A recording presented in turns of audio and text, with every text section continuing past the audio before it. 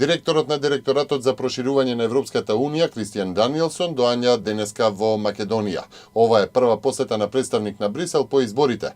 Официјалната агенда за посетата на Даниелсон на Македонија за сега не е позната. Очекувањата се дека посетата нема ништо суштински да донесе, ниту во поглед на евроинтеграциите, ниту во поглед на неучеството на опозицијата во собранието.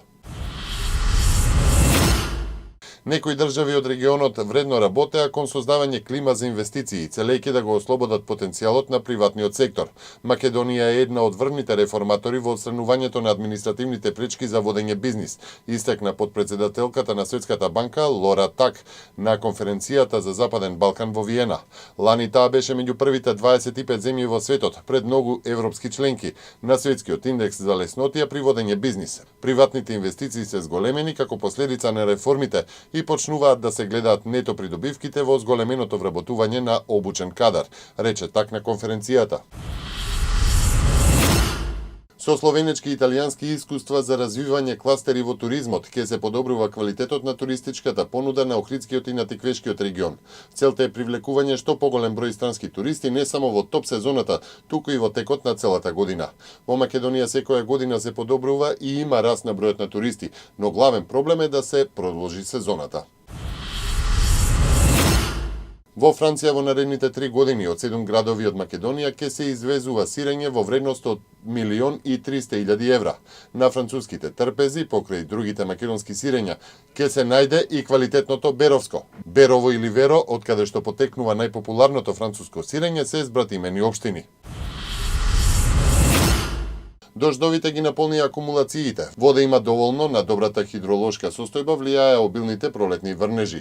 Оделен велат дека хидросистемите се повеќе од 70% полни и може да се акумулираат дополнителни количества на вода. Од мај Охридското езеро има 0,22 метри до максималната кота, а во овој регион не се очекуваат поголем доток и пораст на езерските води. Подобрената состојба го врати и оптимизмот кај земјоделците, иако на почетокот намалени, плановите за пролетната сејдба повторно се на ниво на предвидените површини. Само 8,2% од над 12.000 анкетирани граѓани на Европската Унија се согласуваат кандидатот на Европската народна партија Жан-Клод Јункер да стане нов председател на Европската комисија. Анкетата што изминатиот период ја спровела Алијансата на европски конзервативци и реформисти покажува дека кандидатот на поранешниот премиер на Луксембург и екс-шефот на еврозоната едноставно нема поддршка во европската јавност. Русија е подготвена за диалог со Соединетите Американски држави, бидејќи сметат дека тоа е најдобриот пат за постигнување взаемно разбирање, изјави председателот Владимир Путин во интервју за францускиот ТВ Канал 1. Немам основа да верувам дека американскиот председател не сака да разговара со председателот на Русија, но на крајот на краиштата тоа е негов избор, посочи Путин. Секогаш сум подготвен за диалог и сметам дека тоа е најдобриот начин за создавање мостови. Досега со него ние само телефонски разговаравме, дополни Путин. Италијанската полиција денеска го уапси градоначалникот на Венеција Џорџо Орсони и уште 35 лица во рамки на истрагата околу корупција во врска со изградбата на подводни бариери за заштита на градот од поплави. Против Орсон се води истрага под сомнение за корупција, изнуда и перење пари.